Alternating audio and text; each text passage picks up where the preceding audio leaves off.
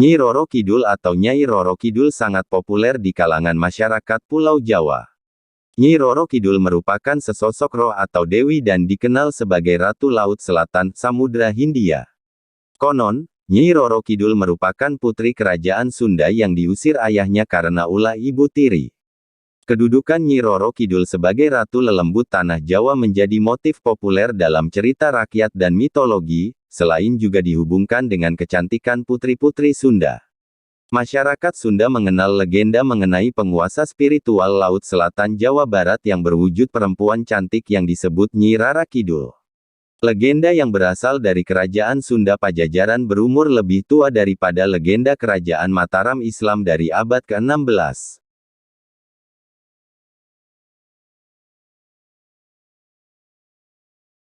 Pada zaman dahulu hiduplah seorang putri berparas cantik belia bernama Kadita. Dia dipanggil Dewi Srengenge, matahari yang indah, sebab kecantikannya yang sungguh menakjubkan. Ayahnya adalah seorang raja bernama Munding Wangi. Mempunyai anak yang sangat menawan namun tidaklah membuatnya bahagia, karena dia tidak inginkan memiliki anak wanita.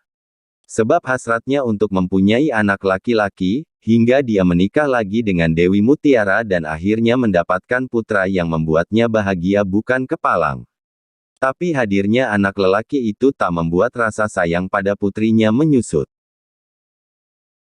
Dewi Mutiara mengharapkan putranya jadi raja, semua usaha dilakukan untuk wujudkan hasratnya itu.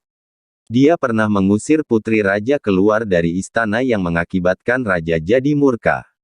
Raja Mundi Wangi tidak akan membiarkan siapa saja menyakiti putrinya. Meskipun begitu Dewi Mutiara tidak patah arang, kemauannya itu masihlah akan dilakukan dengan cara lain. Esoknya di pagi hari Dewi Mutiara memerintahkan satu orang dukun untuk mengutuk Kadita. Dia memerintahkan dukun itu untuk membuat Kadita jadi penuh kudis. Bila dukun itu berhasil, ia berjanji bisa memberi imbalan yang tidak ternilai kepada dukun itu. Akhirnya dukun menuruti perintah sang ratu. Selanjutnya di tengah malam harinya, dia berhasil membuat tubuh Kadita dipenuhi kudis dan gatal-gatal. Saat Kadita terbangun, dia mengerti semua badannya telah berbau busuk yang bikin dia menangis histeris dan tak dapat berbuat apa-apa.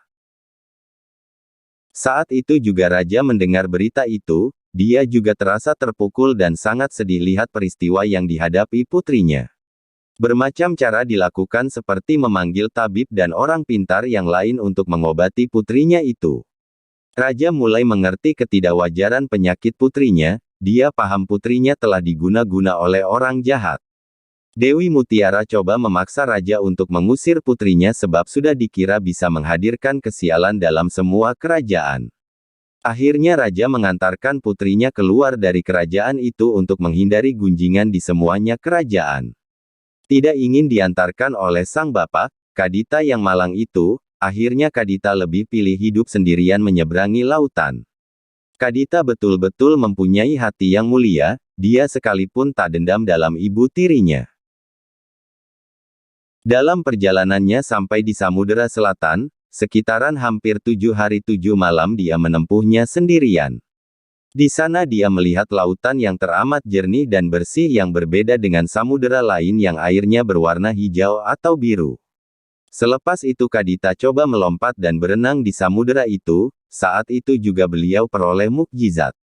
Di waktu kulitnya menyentuh air laut, kudisnya sedikit untuk sedikit hilang dan dia jadi cantik kembali bahkan juga lebih cantik dari sebelumnya.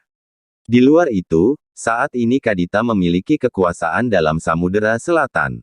Dia dijuluki peri yang diberi nama Nyi Roro Kidul atau Ratu Pantai Selatan yang hidup selama-lamanya.